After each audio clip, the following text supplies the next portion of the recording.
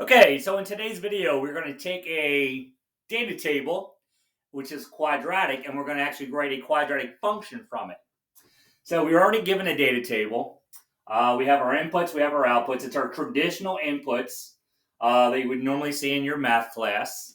-2, -1, 0, 1, and 2 that you probably are normally going to see when you're dealing with quadratics or you're dealing with absolute value. So what we need to do is first, we need to find the first difference from the quadratic table, and then we need to find the second difference from the quadratic table. So let's go ahead and do that. So if I go from -5 down to -7, that means I am going down 2. If I go from -7 back to -5, I'm going up 2. So right away we know it's not linear because these aren't constant. They're not the same. I'm not subtracting 2 every single time. I'm not adding 2 every single time. It's different. So now I'm going to go from -5 to 1. So if I go from -5 to 1, I'm increasing by 6. Once again, it's not constant, so it's not linear. It's going to be quadratic. And then when I go from 1 up to 11, my first change is I'm going up 10. All right. So it looks like we don't really necessarily have a pattern here for our first difference, but if we look at the second difference, or the change of the change, they should be the same or constant since it's a quadratic table. So if I go from -2 up to 2, I'm increasing by 4. If I go from 2 up to 6, I'm also increasing by 4. And likewise, when I go from 6 up to 10, you guessed it, I'm increasing by 4. So the second difference, not the first, the second difference is constant or the same. We know it's quadratic. All right, so we're going to need that when we actually come up with our function. We're going to use the standard form of a quadratic to write this function out. And the standard form is y equals ax squared plus bx plus c. All right? The good old traditional standard form of a quadratic. Now, some important things you guys need to know. The a value. What we're going to plug in there is we're going to take the second difference and divide it by 2.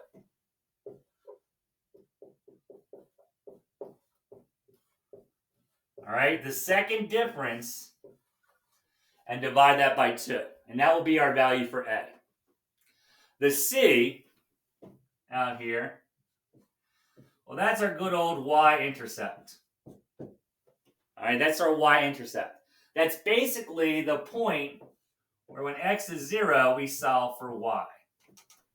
All right, which in this case is right there. When x is 0, that's our y. That's our y-intercept. That's where the line is going to cross the y-axis. All right?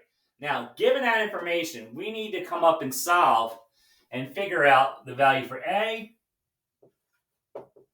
the value for b, c.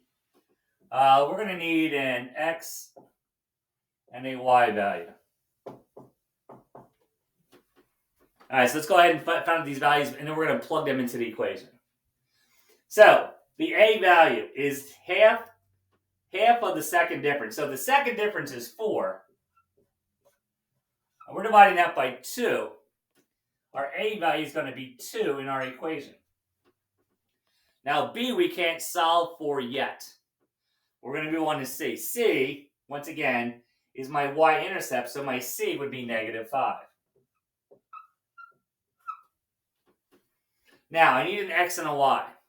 Because in order to solve for b, if I can plug numbers or values in for all the other variables except for b, and I leave one variable, I can solve for that variable. So for x and y, I can choose any one of my x values and y values that go together. I'm going to take the easy way out, which I always recommend. Because why make life more difficult when you don't have to?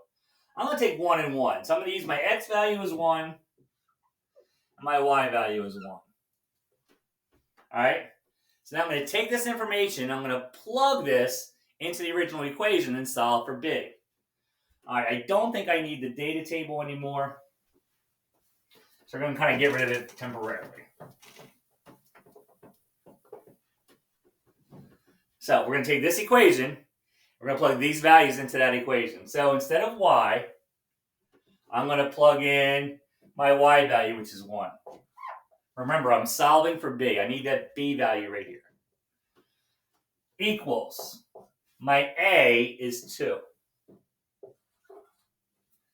My x value is 1. I'm going to put that in parentheses. But it's x squared, so this is going to be 1 squared. Plus b, which is times x. My x value is 1. So I'm multiplying that by 1. And then I'm going to add on to it my c value, which is actually a negative 5. So I'm going to say minus 5. All right, so all I've done over here, a little line going down there, so we don't get confused. All I've done here is I've taken the original equation and I've plugged in a value for every single variable except for b. Now I can actually solve for b. So nothing changes with this 1. So now if we solve this part, 1 squared is 1, and then 1 times 2 makes that a 2. Nothing happens with the b, because 1 times b is just simply 1b. And then minus 5. Now I have like terms I can actually combine. I can take 2 and subtract 5 from 2. So it's going to be 1 equals, I'm going to put the b out in front, and then 2 minus 5 is minus 3. Then if I want to get the b all by itself, I got to move this negative 3 over. So I want to get rid of it here. So I always do the opposite of whatever it's telling me to do. Here it says to subtract 3. To get rid of it, I have to add 3. But I need to add 3 to both sides. That cancels the b out right there. The 3, the negative 3 out right there. And then that leaves me with b equals 4. So now I have my value for b. I have b of 4. All right, almost done. One step to go. I don't need this part anymore.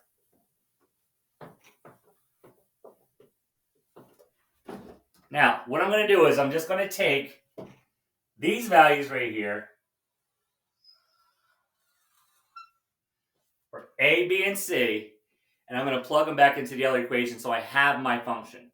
I don't want to use the x and y because the x and y's can vary depending on which point we use on the line, or on the parabola in this case. We'll jump off the screen. So, my final answer would be y equals a, my a value is 2, x squared, because x squared comes after the a, plus my b value, which is 4, x, and then my c value is minus 5. And there we have our equation. We took the data table and we turned it into a quadratic function. All right, let's do one more that's a little different. So let me erase what we have.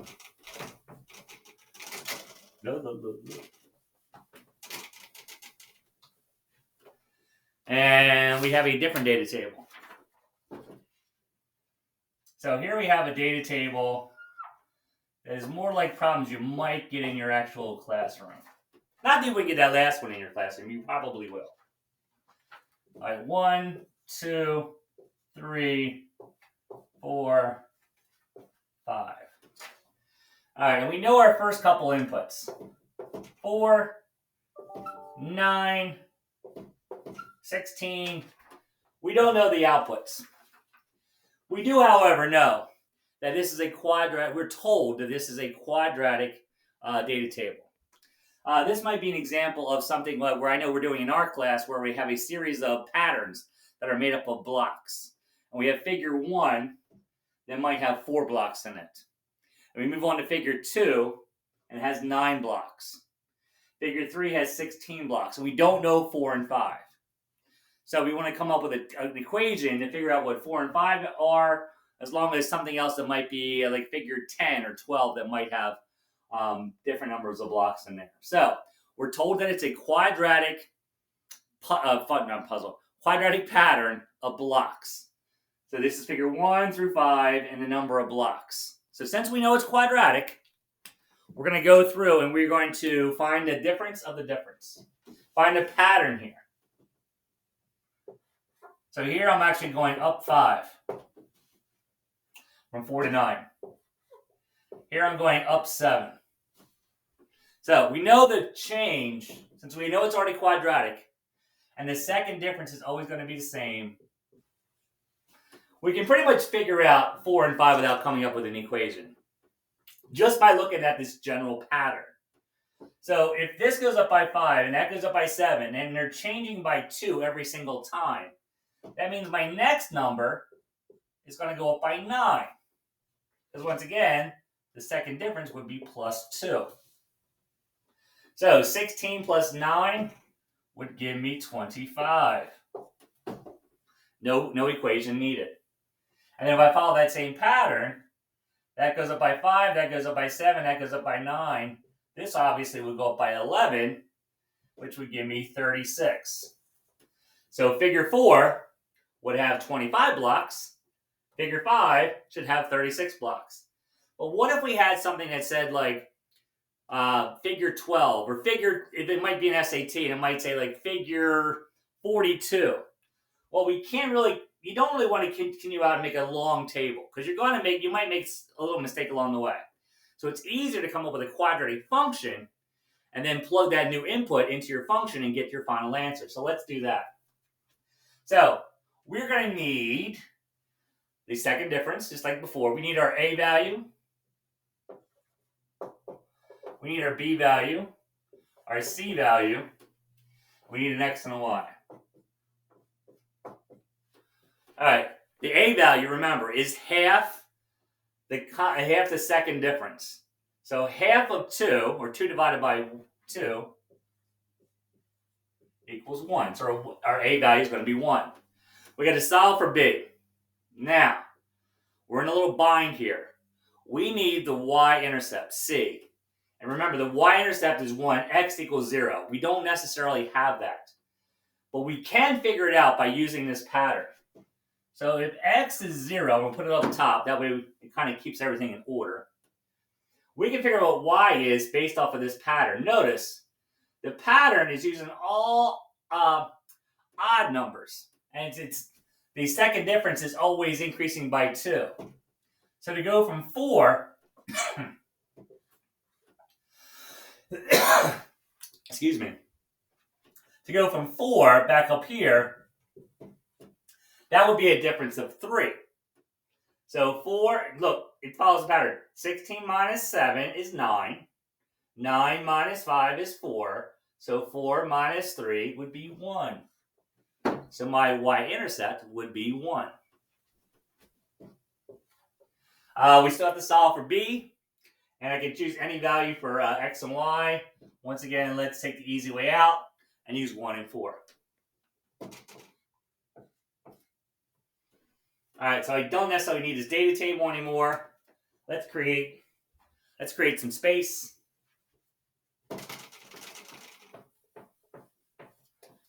Remember, if you want to take a look at the data table, you can always rewind.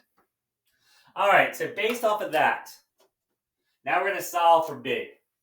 We're going to plug everything else in. So my y value would be 4. Let's write down that equation so we don't forget it. It's always good to write down the base equation a lot. That way you don't make silly little mistakes. Y equals ax squared plus bx plus c. All right, so my y value is 4. My a value is 1.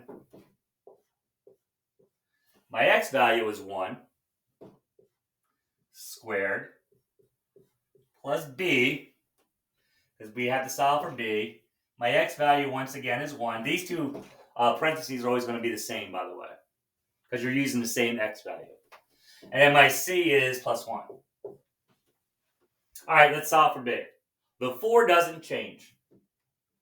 The 4 stays the same. 1 squared is 1 times 1 is still just 1. Plus B, 1 times B is just 1B. And then plus 1 over here. Then if I add these two together, I get 4 equals B plus 2.